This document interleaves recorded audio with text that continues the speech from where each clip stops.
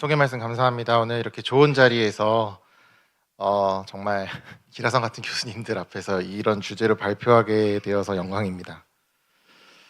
결국 큐롯을 이제 얘기를 하려면 결국 바이포케이션에 대해서 우리가 투 스탠트를 생각하고 있다라는 컨셉이기 때문에 트리트먼트 스트래티지를 기본적으로 어떻게 하고 있는지를 생각해 보면 사이드 브랜치가 보존이 돼야 되느냐, 아니다 그러면 이제 메인 베슬만 프로비저널하게 하면 되는데 막힐 것 같으냐, 그러면 이제 스텐트를 고려를 해야 되는데 이제 스텐트를 넣기에 사이드 브랜치의 앵글이 어떠느냐, 이제 이런 것들을 고민할 때 이제 각도에 따라서 이제 큘럿 혹은 크러쉬를 선택하거나 T나 탭을 사용할 수가 있겠습니다. 근데 이제 기본적으로 우리가 오늘 레프트 메인 PCI를 얘기하고 있기 때문에 사이드 브랜치가 여기서는 서컨플렉스니까 이제 저희가 웬만하면 살려야 된다라는 이제 이쪽으로 간섭이 되게 되죠. 근데 이제 큘롯을 이제 이따가 보여드리겠지만 많이 안 하실 거라고 생각합니다. 당장 저만 해도 잘 하지 않습니다. 근데 이제 큘롯을 하는 방법에 대해서야 뭐 다 알고 계시겠지만 이제 와이어 2개 넣고 사이드 브랜치 앵글이 좀 더 심한 쪽으로 일단은 첫 번째 스텐트를, 대부분 사이드 브랜치가 그렇기 때문에 이제 그렇게 넣게 되고 이제 발론으로 열어주고 이제 스텐을 해서 말 그대로 큘롯을 만드는 게 됩니다. 이거에 대한 이제 여러 가지 장점들은 일단 사이드 브랜치 디지즈가 있는 환자라든지 이제 앵귤레이션이나 투베슬이 이제 비슷한 사이즈일 때 좀 더 권고된다고 되어 있는데 왜 큘롯을 안 하는지 크러쉬 대신에 라고 하신다면 가이드라인엔 둘 다 없습니다. 그냥 프로비저널 스텐트가 먼저 우선적으로 권고가 되고 있고 레프트 메인 PCI 같은 경우에서는 DK 크러쉬가 이제 프로비저널 T보다는 좀 더 나을 수도 있다라는 정도의 권고가 되어 있는 상황입니다. 우리나라는 크러쉬를 좀 많이 하는 것 같습니다. 이제 코비스 3 데이터를 보시면 이제 우리나라도 이제 한 83% 정도에서는 이제 그냥 바이퍼케이션 리전에서 이제 프로비저널 스텐을 하고 이제 투 스텐을 하는 경우가 한 18% 정도 되는데 그거를 또 이제 구분해서 보면은 이제 절반 이상이 크러쉬 테크닉을 선호하고 있고 이제 큘롯의 경우에는 한 7% 정도 이제 하고 있는 것으로 이제 데이터가 나와 있습니다. 일본은 좀 더 다르게 되어 있는데 일본은 오히려 크러쉬를 뭐 거의 안 하는 것 같습니다. DK 크러쉬를 아주 일부 하지만 대부분은 큘롯을 하고 그리고 이제 T 스텐트를 합니다. 저희는 이제 크러쉬가 이제 많다라는 걸 이제 앞에 데이터를 통해서도 좀 보여드린 바가 있습니다. 그리고 이런 레프트 메인과 넌 레프트 메인에 대해서 그럼 스트래티지를 어떻게 가져가느냐에 대해서도 좀 경향 차이가 좀 있다는 것이 이제 일본하고 우리나라 데이터를 보면 이제 넌 레프트 메인에 대해서는 뭐 비슷한 정도, 뭐 조금 더 많나요? 근데 이제 레프트 메인 같은 경우에는 한국에서는 상당히 많은 비중으로 레프트 메인 바이퍼렉션에서 투 스텐을 하고 있다라는 데이터도 있습니다. 그래서 투 스텐트 스트래티지에 대해서 이제 뭐 간략하게 뭐 장단점을 하고 이제 우리나라가 크러쉬를 좀 많이 하고 또 T를 더 많이 하고 큘롯을 덜 하는 이유를 제가 어떻게 설명할 수 있겠습니다만 이제 스트렝스와 위크니스를 기준으로 하면 일단 스트렝스에서 T와 크러쉬는 상대적으로 심플하다는 게 있습니다. 이제 프로비전하고 안 되면 이제 스텐 하나 더 넣는 것이 T라면 이제 크러쉬는 어쨌든 사이드 브랜치를 해결해 놓고 이제 메인 브랜치를 하면 되지만 큘롯은 이제 엮이니까 이제 상대적으로 테크니컬하게 컴플렉스하다. 프로시저 타임이 좀 길다. 그리고 오버사이즈 익스펜션이 뭐 이런 스트레스 대신 이런 위크니스도 있는데 이제 그 T와 크러쉬가 갖고 있는 이 약간의 문제점이 있을 수 있는 오스티움 커버리지가 완벽하게 되지 않을 수 있다는 점에 대해서는 이 큘롯이 좀 더 나은 것이라고 생각할 수 있는데 그러면 얼마나 복잡하냐? 뭐 스텝을 그냥 쭉 쓰게 되면 이렇게 됩니다. 이제 와이어 넣고 양쪽 발론하고 이제 앵귤레이트 브랜치 넣고 스텐트 발론 빼고 팟 해주고 다시 하고 그다음에 스텐트 넣어주고 이제 다시 키싱하고 팟하고 리와이링 뭐 이렇게 이제 되게 복잡한 단계들이 된다고 하는데 사실 뭐 프로시저 여기 있는 교수님들께서 많이 해보셨지만 사실 그렇게 차이가 안 느끼실 수도 있는데 이 바이퍼케이션 앵글이라는 것이 아까 포인트로 하나 말씀드렸던 것들이 이 크러쉬와 큘롯 같은 경우에는 탭이나 DK 크러쉬에 비해서 앵글에 따른 어떤 아웃컴의 차이가 있는 것들이 데이터상에서 나와 있기 때문에 그래서 와이드 앵글보다는 좀 내로우 앵글에서 이제 그런 크러쉬나 큘롯을 하는 것들이 권고가 되고 있습니다. 그래서 이제 케이스 두 가지 정도를 좀 제가 큐롯을 한 케이스들을 열심히 막 찾아봤는데요. 그래서 큐롯 한 케이스를 보여드리고 이제 일단 뭐 아웃컴에 대한 얘기들을 좀 더 하면서 마무리를 하려고 합니다. 뭐 이 케이스는 처음에 이제 RCA CTO 케이스였고 레프트 쪽에도 뭐 LAD나 서크 쪽으로 병이 좀 있었던 환자분이십니다. 서크에 보면 프록시말에 병이 시그니피컨트하게 있었는데 이 당시에 일단은 뭐 RCA CTO에 대해서 바로 프로시저를 아마 진행 그때 하셨던 거. 요 케이스는 제가 참석하지 않았던 케이스였고, 요 다음에 이제 큐롯을 하게 될 때 이제 제가 했던 케이스였는데, 와이어링은 뭐 어렵지 않게 잘 되었고요. 스텐트를 넣고 나서 이제 RCA는 그냥 무난하게 잘 마무리가 된 상태로 이제 이 상태에서 아까 서크에 보였던 프록시말의 시그니피컨트 스테노시스를 아마 손을 보시려고 했던 것 같습니다. 그래서 저 때만 해도 서크 오스가 너무 찜찜하게 보이는데 일단 그 당시에는 프록시말 서크만 이렇게 스텐팅을 하고 그리고 이제 스텐 종료를 했었습니다.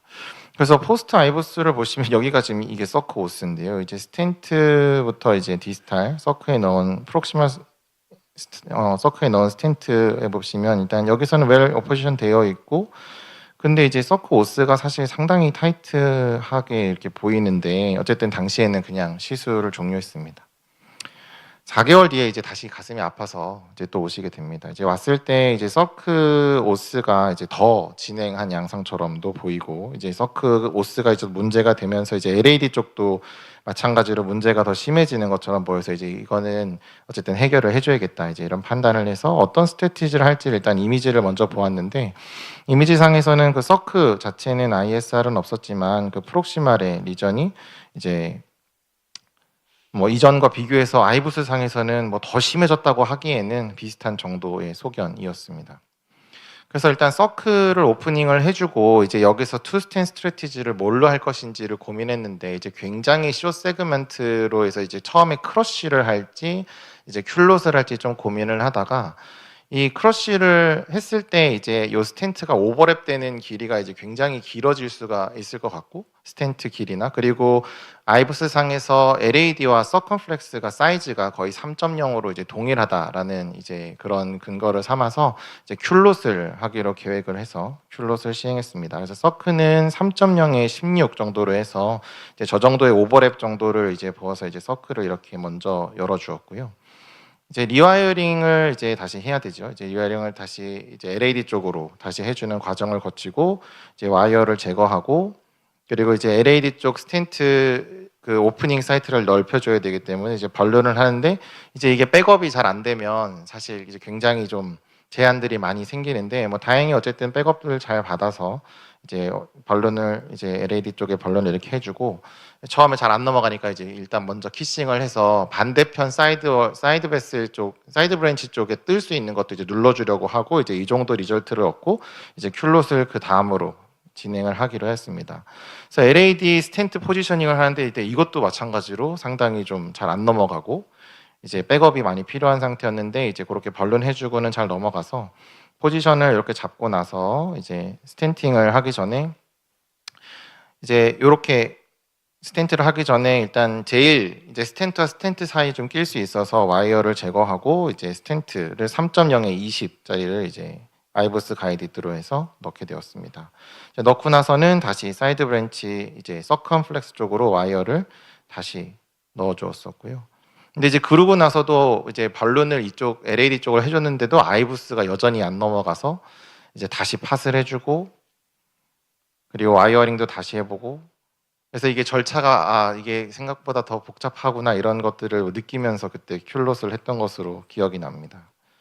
그러고 나서 이제 파이널 키싱하고 리팟까지 해서 일단은 바이퍼케이션 이쪽을 잘 세팅을 한 다음에 이제 이미지를 LAD 사이드부터 이제 보시면 이제 LAD에서 스탠 어포지션은 이제 잘 되었고 3.0 정도로 일단 잘 어포지션이 사이즈도 잘 되어 있고 서크 쪽에서 나오는 오스나 이런 것들도 괜찮았고요. 서크에서 마찬가지로 이미지 보시면 이전에 디스탈에 프록시말에 넣었던 스텐트와 오버랩 사이트 그리고 LAD 쪽으로 이제 연결되는 부위까지 오스도 잘 확보되는 그런 소견들을 저희가 확인을 했습니다.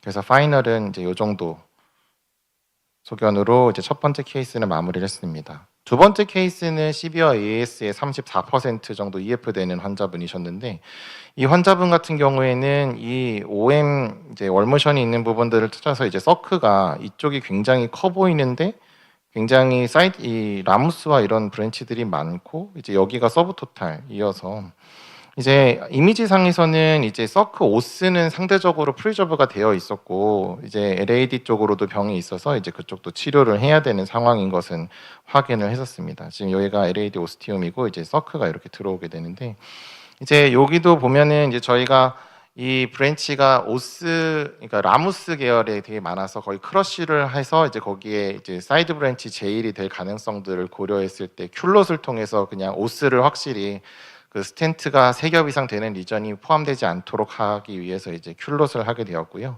앵글이 굉장히 여기는 이제 디스탈 쪽으로 내려가는 프로포 쪽으로 내려가는 건 심했기 때문에 슈퍼크로스를 이용해서 이제 와이어링을 이제 이렇게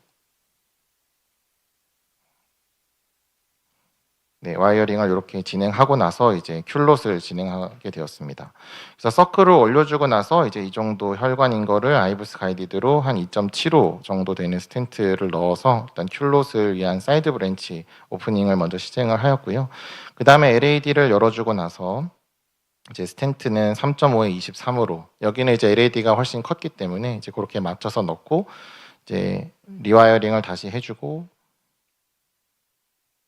그리고 파이널 키싱까지 이렇게 진행해서 아이보스 상에서는 양쪽 LAD와 서크 사이드에서 둘 다 이제 괜찮은 정도의 어포지션과 이제 익스펜션 보여 있는 것을 확인하고 양쪽 커버리지 오스티움 커버리지와 바이페이케이션 앵글 다 괜찮은 것을 확인하였습니다. 그래서 파이널 인지오는 이제 다음과 같은 정도로 마무리를 했었고 이때 이제 사이즈가 서로 좀 다르지만 이제 큘롯을 선택했던 이유는 이제 요 두 개의 브랜치를 이제 EF가 34%밖에 안 되는 사람인데 이제 저게 혹시 제일 됐을 경우에 다시 리인터벤션이나 이런 걸 할 때 있어서 고려를 해야 될 부분이라고 생각을 했었습니다. 성적에 대해서는 사실 두 개를 다이렉트로 비교하는 것은 뭐 그렇게 많지는 않습니다. 이제 놀딕 2 같은 경우에서 보시면 크러쉬와 큘롯은 사실 뭐 숫자가 적기도 했지만 별 차이 없다. 뭐 이렇게 프라이머리 엔드 포인트에서도 그렇고 리스테노시 레이트에서는 이제 크러쉬랑 큘롯이 이제 뭐 큘롯이 누메리컬리는 좀 이제 인세그멘트랑 그렇고 인스텐트에서는 오히려 큘롯이 조금 더 낫다는 보고들도 좀 있었는데요. DK 크러쉬 3 스터디에서도 이제 두 개의 DK 크러쉬와 이제 큘롯을 비교했을 때 이제 이런 여기가 이제 큘롯이 아무래도 좀 더 많고 이제 DK 그룹이 더 낫다는 그런 보고들은 이 데이터로서 보고된 바가 있습니다. 뭐 우리나라 데이터에서는 이게 이제 코비스 3의 이제 스텐트 어떤 스트래티지별로 했을 때 이제 T가 이제 좀 생각보다 좀 높다 이렇게 이해하실 수 있겠고 큘롯과 크러쉬가 이제 제일 크러쉬가 이제 누메리컬리 낮습니다만 큘롯이 거의 비등비등하고요. 이게 또 당뇨와 비당뇨군은 아까 이제 박경현 선생님 보여주셨는데 그런 당뇨와 비당뇨군으로 나눴을 때 이제 크러쉬와 큘롯은 별로 차이가 원 스텐트에 비해서도 별로 차이가 없는데 오히려 T 스텐트 같은 경우에는 이런 TLF가 증가하는 양상을 보인다는 것들도 있어서 투 스텐트에서 크러쉬와 큘롯은 우리나라 데이터에서는 뭐 그렇게 크게 차이가 없는 것으로 이해하시면 되겠습니다. 그래서 이게 마지막 슬라이드인데 그럼 언제 큘롯을 해야 하느냐? 크러쉬나 T 대신에. 그럼 이제 결국은 아나토미나 베슬 사이즈가 결국 중요하다고 생각합니다. 양쪽 이제 베슬이 비슷한 정도의 사이즈인지 또한 양쪽 혈관에 다 병이 심한지 그리고 아무래도 큘롯은 이제 앵글에 디펜던트하다는 데이터가 있기 때문에 그런 앵글을 고려하셔야 되고 그 다음에 추후에 다시 거기를 리억세스를 해서 어떤 리피트 리바스큘레이제이션을 해줘야 될 때는 아무래도 오스티움이 더 확실하고 그 다음에 억세스가 쉬운 큘롯이 크러쉬에 비해서는 조금 나을 수 있지 않을까라고 생각합니다만 결과적으로 이 투스텐트는 교수님들이나 경험 많으신 선생님들께서 말씀해 주시는 그것대로 자신이 가장 익숙하게 할 수 있는 방법이 어쩌면 베스트 프랙티스가 아닐까 저도 이렇게 생각하고 있습니다. 경청해 주셔서 감사합니다.